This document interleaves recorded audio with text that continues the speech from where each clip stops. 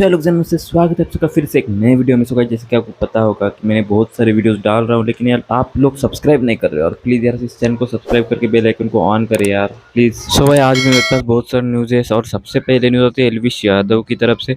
जैसे कि आपको पता होगा कि हेमा शर्मा नाम की एक इन्फ्लुएंसर है और भाई वो एक पॉडकास्ट में गई थी। उन्होंने वहाँ पे एल्विश यादव के लिए बहुत कुछ बोला है, क्योंकि वो सबसे पहले तो एल्विश यादव के भी पॉडकास्ट में गई थी। वहाँ पे एल्विश यादव ने बहुत उनसे गलत क्वेश्चन पूछे, ऐसा उनका मानना है बेसिकली। तो उन्होंने इससे रिलेटेड बहुत कुछ उनको बातें की है, वो भी आप एक बार देख लीजिए। फिर आप एक एल्विश के पॉडकास्ट पर गई थी। मेरी जिंदगी का फर्स्ट पॉडकास्ट है वो अभी तक। वहाँ जिस तरह के प्रश्न आपसे पूछे गए, अगर मेरे नजरिए से पूछे तो वो बिल्कुल अच्छे नहीं थे, जो एक सभ्य महिला से पूछे जाने चाहिए। तो आपको क्या लगता है कि जो इस तरह के लोग हैं वो भी कहीं ना कहीं महिलाओं को नीचा दिखाने की कोशिश करते हैं? इस तरीके के पॉडकास्ट जो है ना बैन होने चाहिए, जहाँ पे औरतों को बुला के उनकी पर्सनल लाइफ को लेके जो है व्यूज के चक्कर में सिर्फ, तो तुम मेरी पर्सनल लाइफ का तुमने मजाक बना दिया। अरे एक्चुअली मुझे गुस्सा आ गया था। मैंने कहा भाई तो बड़े बदतमीज लोग हैं जो एक औरत की पर्सनल लाइफ को बुला के तुमने धज्जियां उड़वाई हैं, और लोग क्या सोचते हो मेरे बारे में। और मैंने उनको बोला था कि प्लीज आप ये पॉडकास्ट रिलीज मत करना, मेरी इमेज की बात है। बट उन्होंने सुना नहीं। मैंने यहाँ तक बोला कि I will take a legal action. तो मुझे बिल्कुल अच्छा नहीं लगा। मेरी लाइफ का वर्स्ट पॉडकास्ट था। कभी भगवान ने चाहा तो एल्विश जी को ये मैं सामने। बाकी भाई इसके ऊपर आपका क्या कहना है प्लीज कमेंट करके जरूर बताना। सो भाई नेक्स्ट न्यूज आती है मनीषा रानी की। तो मनीषा रानी यार एक चीज पे बहुत ज्यादा ही एंग्री है। तो भाई जैसे कि आपको पता होगा कि पिछले कुछ दिनों पहले मुस्कान और उसके बॉयफ्रेंड ने मिलकर उसके पति को मारा था और एक ड्रम में। मतलब जो भी सीन हुआ था वो आपको पता ही होगा। तो भाई क्या हुआ कि उससे ऊपर एक जो यूट्यूबर है उन्होंने गाना बना दिया। उसके ऊपर मनीषा रानी बहुत ही ज्यादा गुस्से में दिखी। उन्होंने बोले कि भाई तुमको शर्म आनी चाहिए, तुम उस चीज के ऊपर गाना बना रहे हो जिस चीज पे बहुत लोग सैड है। तो वो भी आप एक बार देख लीजिए।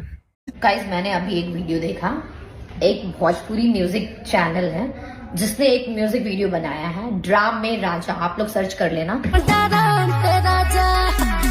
ये उस इंसिडेंट पे इंस्पायर होकर इन्होंने बनाया जो रिसेंटली अभी ड्राम वाला केस आप सबको पता होगा।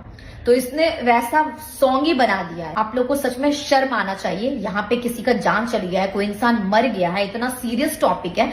मीडिया में जो ड्राम वाले केस पे फनी वीडियो बना रहे हैं, मतलब कल के दिन आपके घर में कोई मर गया, कुछ हो गया और वो चीज ट्रेंड कर रहा है, तो आप उस पर भी वीडियो बनाइएगा। कभी आप अपने आप को उस जगह पे रख के देख लीजिए जिसका बेटा गया, अगर उसकी माँ ये वीडियो देखती होगी कि इस ड्राम वाले केस को इसने सबने फनी बना दिया, सब इसका मजाक बना दिया, उनको कैसा लगता होगा। कभी आप ये सोचे हैं? सिर्फ खुद को वायरल करने के लिए, व्यूज लाइक लेने के लिए कुछ भी कर रहे हैं।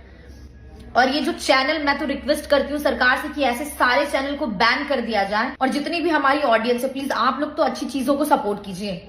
ये जो लोग ऐसा काम करते हैं इनकी आईडी को बैन कीजिए, इतना रिपोर्ट मारिए, ब्लॉक कीजिए ताकि इनका आईडी बैन हो जाए।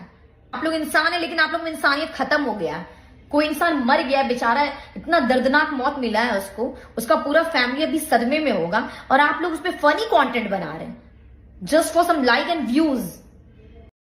बाकी भाई इसके ऊपर आपका क्या कहना है प्लीज कमेंट करके जरूर बताना यार।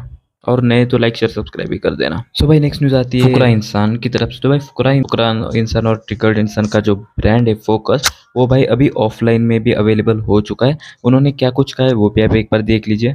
बिस्कुट, अरे वाह, जैम, एलोवेरा तेल, अशर के लिए साबुन, चिपस, फोकस।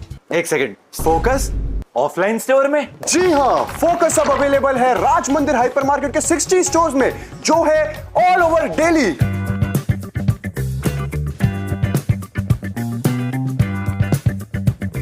अब तो सबको फोकस मिलेगा। तो भाई उन्हीं मार्केट में वो मिलेगा जो उन्होंने बताया है ना, तो वहाँ पे ही वो मिलेगा। अब देखते हैं यार कितना लोग लेते हैं और कितना नहीं। बाकी यार 150 रुपीज मतलब कॉस्टली है कि कम प्राइस है उसकी, आप एक बार कमेंट करके जरूर बताना।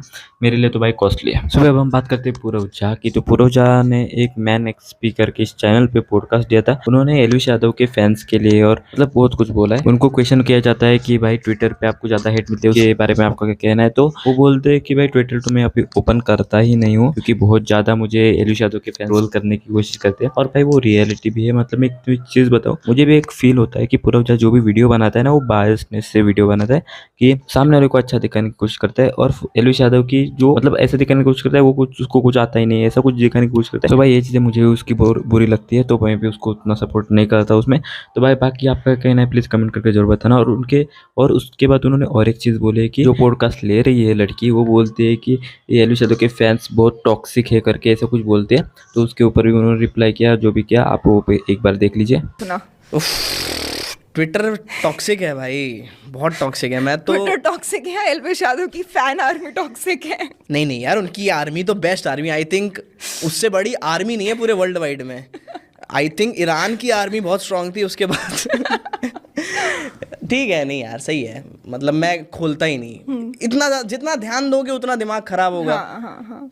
और वो बहुत बचकानी चीज़ें ऐसे लिख देते हैं यार, तो मैं कहता हूँ यार ठीक है, कुछ मीनिंग ही नहीं है इन बातों की। अगर कुछ मीनिंगफुल हो, हाँ यार इसने तो बहुत डीप लिखा है यार, ये चीज़ तो गलत है, वो कुछ भी लिख देते, मैंने कहा ठीक है यार कोई बात नहीं, ठीक है यार, तुम खुश हो ना भाई, मैं नहीं खोलूंगा ट्विटर, तुम खुश हो जाओ, तुम अपनी फ्रस्ट्रेशन निकाल लो आज की, मेरे ऊपर निकाल लो, कोई दिक्कत नहीं है। तो हाँ वही है। वैसे कोई पर्सनल बॉन्ड है आपका एलविश के साथ? He is my very good friend. हमारी हफ्ते 2 हफ्ते में बात हो जाती है, कभी किसी रिगार्डिंग, कभी किसी रिगार्डिंग। अभी उनके शो के लिए भी आया हुआ था, मैंने कहा अभी करूँगा भाई, आपके साथ भी थोड़ा भी अलाइन चल रहा है सब कुछ टूर्स बाकी के। मैंने कहा उनके शो पे भी जाना है, कहा करूँगा भाई 100%। वहाँ अपनी एलविश आर्मी बुलाना भाई, वहाँ करेंगे बात। वहाँ पे फिर उनके साथ एक वो वाली वीडियो डाल देना ना। हाँ भाई, साढ़े कैसा है।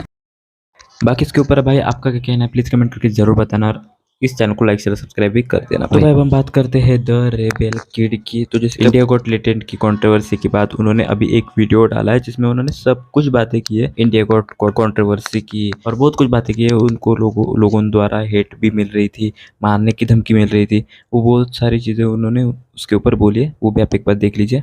Statement, it genuinely did not come from a place of being funny or creating a moment on latent or being savage. It genuinely came from anger and retaliation. And my intention with that statement was not to hurt anybody except for maybe that guy's ego. But irrespective of my intention, I have hurt a lot of people. And that is honestly the last thing that I want to do. I genuinely create content to entertain people and to make them laugh. I never wanted to hurt anybody, and I'm very, very sorry. I should have been more mindful of my words. But I have learned my lesson, and I promise I will do better going forward. I just hope you guys can forgive me, and I'm very sorry if I hurt your sentiments. But anyway, even after that, I was constantly under the pressure to say something funny. तो मैंने literally 1-2 और joke मारे हैं, and they also are in very bad taste. When I heard those jokes, I didn't find them funny. I am literally in your guys' team. I don't know why I was saying these random things just to seem cool, but I'm very sorry. They were all in bad taste, and I shouldn't have said such stupid things on a show. And for the next 3 months, Samir released other latent episodes जो इस show के बाद shoot हुए थे, but ये वाला episode he never released. So I really thought that God is finally in my team this episode, and so I enter the shoot and everybody's like, "Yo Purva, you've killed it in latent. We love you." And I'm like, कल से double पैसे लूंगी ये show shoot करने के, ये सब like fully मैं डिलूडेड हूँ उस टाइम पे। तो मैं अपना हेयर मेकअप करा रही हूँ और मेरी मैनेजर को कॉल आता है कि आप एक बार ट्विटर चेक करो। So she checks Twitter and we find out कि हम सब लोगों के अगेंस्ट FIR हो गई है। And so now I check Twitter and literally every single tweet is saying the same thing कि why no FIR against this filthy lady Apoorva Mukhija. And it's impossible for so many humans to tweet the same thing until somebody is asking them to tweet the same thing. और मेरे against FIR थी, तो मुझे समझ ही नहीं आ रहा है कि ये सब कहाँ से शुरू हुआ कि why no FIR against her. Girly pop, at least हम अपने फैक्ट्स तो ठीक रख सकते हैं कि नहीं रख सकते हैं हम. And my manager tells me कि भाई तू जाके शूट कर, वील डील विद दिस, हम देखते हैं कि क्या हो रहा है. And so the entire time that I am shooting मेरे दिमाग में चल रहा है कि ये तो हो ही नहीं सकता है, झूठ है ये, ऐसे थोड़ी काम करता है कि FIR हो जाएगी, ऐसा तो हो ही नहीं सकता. लाइक अगर साक्षात भगवान भी आके मुझे कह देता ना कि ऐसा हुआ है, I would have not believed it. Like I was like ऐसा हो ही नहीं सकता है कि यू नो लेटेंट पे हमने ये बोला है और इसकी वजह से FIR हो रही है, क्योंकि लेटेंट पे कितने लोगों ने कितना कुछ बोला है. And so I am in complete delusion for the 5 hours that I am shooting कि ऐसा कुछ नहीं हुआ है, ये सब फेक न्यूज है, किसी ने ऐसे ही छाप दिया होगा, भाई मान नहीं सकते इनकी बात, ट्विटर पे तो कुछ भी होता रहता है ये वो. And so I come back to my green room and my manager tells me ki listen Apurva, we have the lawyers on call, the FIR is real, there are going to be multiple other FIRs on you in the coming days, that's just how it works. अगले 2-3 महीने तक हमें कोई काम नहीं मिलेगा, no brand would want to be associated with us, I just need you to be calm, it's going to be fine. Also you were getting a lot of hate and it's all very graphic hate, so you can't go back to your house because it's not safe, क्योंकि हो सकता है कोई तुम्हें attack करने आ जाए तुम्हारे घर पे, because तुमने अपना हाउस टूर डाला हुआ है, तुमने अपना व्यू डाला हुआ है, it's really easy to figure out where you live. And also there could be media posted outside your house, so do you have a place to stay where you can go? When I tell you कि मुझे समझ ही नहीं आया कि क्या हुआ है, ये सब हम मूवीज में देखते हैं, मुझे विश्वास ही नहीं हो रहा था जब ये सब बात हो रही थी ना, लाइक कि ऐसा नहीं हो सकता है, कि हो ही नहीं सकता है ऐसा. And so I start reading my DMs and they're all very graphic of how people would like to rape me through and stuff like that.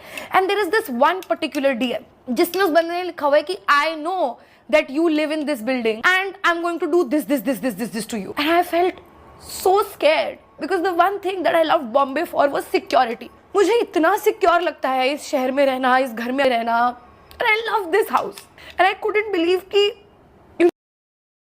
बाकी भाई इसके ऊपर आपका क्या कहना है प्लीज़ कमेंट करके जरूर बताना, और नए नए तो लाइक शेयर सब्सक्राइब भी कर देना भाई.